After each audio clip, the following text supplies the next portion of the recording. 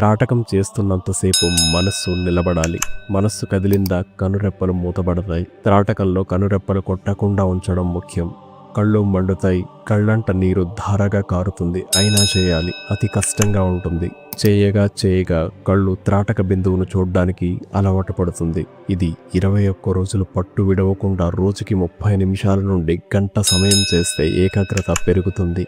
ధ్యానం చక్కగా కుదురుతుంది. మెమరీ పవర్ పెరుగుతుంది. సంకల్ప బలం పెరుగుతుంది. నిద్రలేమి సమస్యలు, భయం, ఆందోళన ఆటోమేటిక్గా మాయమవుతాయి. చక్కగా నిద్రపడుతుంది. డిప్రెషన్ పోతుంది. కళ్ళు ఆరోగ్యంగా మరియు షార్ప్గా మారుతాయి.